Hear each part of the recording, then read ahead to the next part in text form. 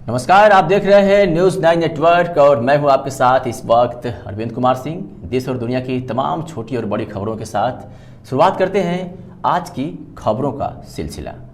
गाजीपुर से खबर है, जहां खानपुर थाना क्षेत्र में रजहती गांव में दो सगे भाइयों के शव घर के कमरे में रजाई से ढके मिलने के मामले में पुलिस ने उनकी मां पूजा को गिरफ्तार किया है। दोनों बच्चे के सिर पर चोट के निशान मिलने के बाद पुलिस ने हत्या की आशंका में जांच शुरू की थी। मौके पर पुलिस और फॉरेंसिक टीम ने साक्ष्य जुटाए और शव को पोस्टमार्टम के लिए भेज दिया। पुलिस के अनुसार दोनों बच्चों के लापता होने की सूचना के बाद उसकी तलाश की जा रही थी। इसी दौरान घर के एक कमरे में दोनों के शव मिले। घटना की जानकारी मिलते ही परिजनों में कोहराम मच गया और ग्रामीणों की भीड़ जुट गई। पुलिस अधीक्षक डॉक्टर इरज राजा ने बताया कि प्रारंभिक जांच में पारिवारिक विवाद की बात सामने आई है। बच्चों के पिता मुंबई में रहकर काम करते हैं और उसकी दूसरी मां शादी को लेकर परिवार में लंबे समय से विवाद चल रहा था। पुलिस का कहना है कि पूछताछ के दौरान मां पूजा से घटना से जुड़ी अहम जानकारी मिली। महिला को गिरफ्तार कर आगे की कार्रवाई की जा रही है। घटना के बाद उसकी आत्महत्या का प्रयास करने की भी बात सामने आई है। पुलिस के अनुसार पोस्टमार्टम रिपोर्ट, फॉरेंसिक जांच और अन्य साक्ष्यों के आधार पर मौत की वास्तविक वजह और घटना का पूरा क्रम स्पष्ट होगा।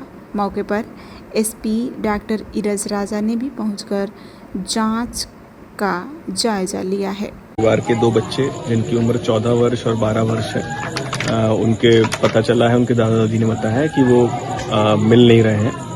तो तत्काल पुलिस बल मौके पर पहुंचा और घर में जब गहनता से जांच की गई तो घर के विभिन्न कमरों में ताले लगे हुए थे। इस परिवार में 3 बच्चे थे, एक बिटिया है और 2 लड़के अपनी माँ के साथ यहाँ पर रहते थे और दादा दादी भी इसी घर में रहते थे।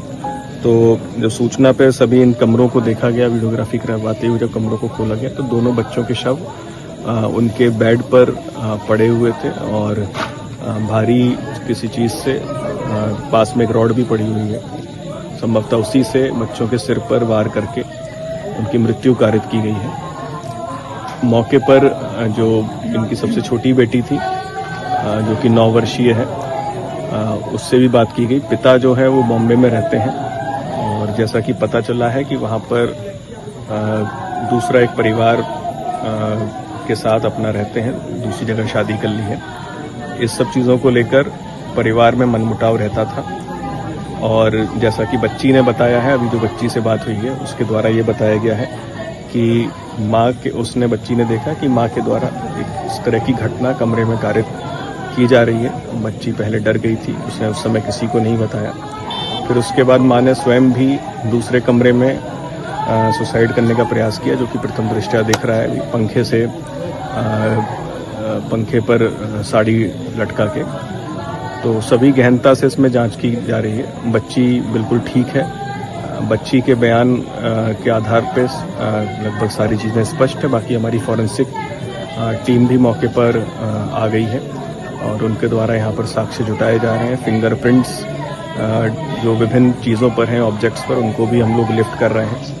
और ऐसा भी प्रतीत हो रहा है, हो सकता है खाने में पूर्व में कुछ मिलाया हो, उससे ही बच्चे अर्धमूर्छित अवस्था में रहे हो। तो उसके लिए हम लोग जो घर में बर्तन है, खाना है, क्योंकि जैसा कि बच्ची ने बताया कि खाना खाने के बाद उसको उल्टी हो गई थी, तो ये भी संभावना है।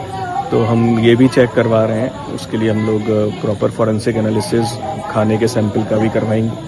बाकी बच्चों ने जो भी खाना खाया था उसका भी हम लोग एनालिसिस करवाएंगे, ताकि अगर पॉइजनिंग की गई होगी तो वो भी क्लियर होगी। और अभी देखने से सिर पे भारी जो रॉड से प्रहार किया है, बच्ची के बयान से स्पष्ट है कि ये घटना इनकी माँ के द्वारा ही कारित की गई है। आपसी मनमुटाव के कारण जो परिवार में पति से चल रहा था, तो उसी के कारण ये घटना माँ के द्वारा की गई है। अन्य सभी पहलुओं पर भी हम लोग जांच कर रहे हैं और जो भी तथ्य होंगे आपके सामने